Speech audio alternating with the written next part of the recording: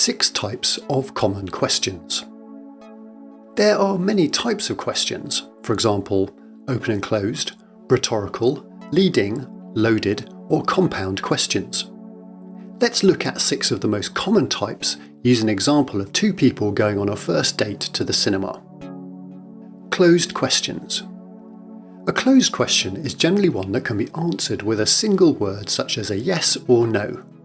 Generally, these questions do not encourage people to think deeply or to express themselves fully. They are useful for clarification and if you want a definitive response for someone on a specific issue.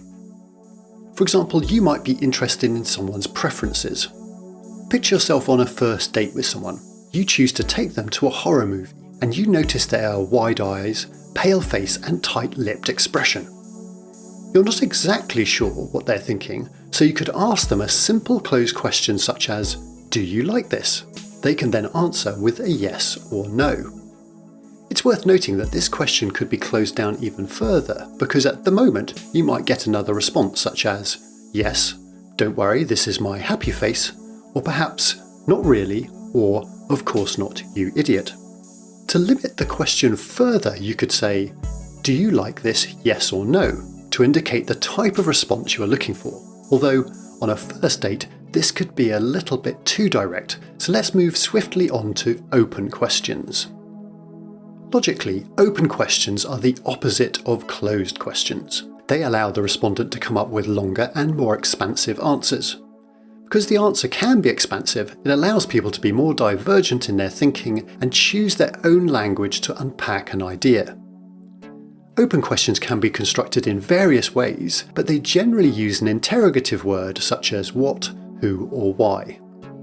Using the example above relating to preferences, you could follow up the closed question with an open question to deepen understanding such as, "What do you think of this horror movie?" The open question allows the respondents to express themselves more fully. For instance, in our example, if you are lucky, they might say, "I love to feel a little scared, but I would enjoy it even more if I could hold your hand."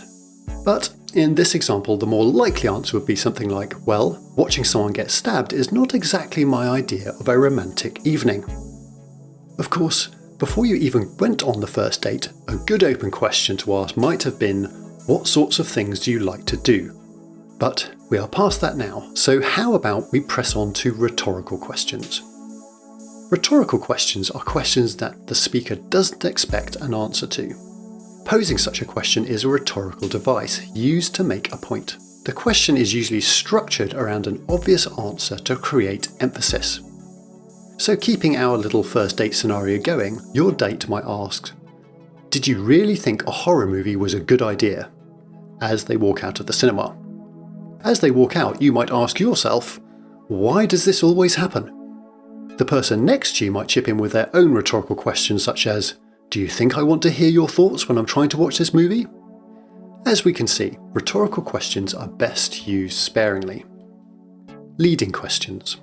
A leading question is constructed to prompt the respondent to a particular answer and framed to elicit a desired response. They're often used by a questioner to confirm a specific point. You're likely now thinking of courtroom dramas and the sorts of questions posed by prosecution lawyers. For example, after the ill-fated movie trip, as you're hauled into court by your first date for the infliction of mental trauma, the barrister might ask, "Isn't it true that you knew that this film included images of bloody violence?" The clever amongst you will also notice this is a closed question, as the two are often go together. The attorney might then go on to ask the defendant other leading questions such as, "And is it true that you felt distraught, extremely anxious and let down after this experience?" And I'm sure we can picture the rest. So let's move on to loaded questions, yes? Loaded questions have some relation to leading questions, as they seek to get a specific response, and also to rhetorical questions as they're used for emphasis in dialogue. They're often used to put people on the defensive and usually carry an underlying negative assumption that may or may not be true. Returning to the courtroom and the post-mortem of the questionable first date, the cross-examiner might ask you, "Have you stopped harassing your romantic interests?" As you can see, the question is constructed to be a closed question, but loaded in a negative way. Here, both a yes and a no answer would be damaging to the respondent.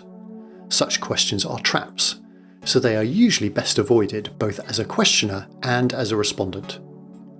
Compound questions. Compound questions, or double-barreled questions, are questions that contain multiple parts. In other words, they contain multiple questions. This often makes them befuddling or misleading. Returning to our example, after quitting the courtroom, an unhelpful friend might inquire, "Was it that you did not really like your date and were trying to self-sabotage?" You might reply with another compound question such as, "Why do you always think negatively about me and what is your problem?" As you can see, compound questions often confuse an issue further, so they are generally worth avoiding unless you're deliberately trying to wrongfoot someone. So which questions should we use to be most effective? The clue is in that question, as open questions are generally best in unlocking people's thinking, both in social and work contexts. But it's good to know other questions so you can use them in the right place. It is also helpful to spot the sorts of questions being asked of you so you can properly answer good questions, clarify confusing ones, and avoid damaging ones.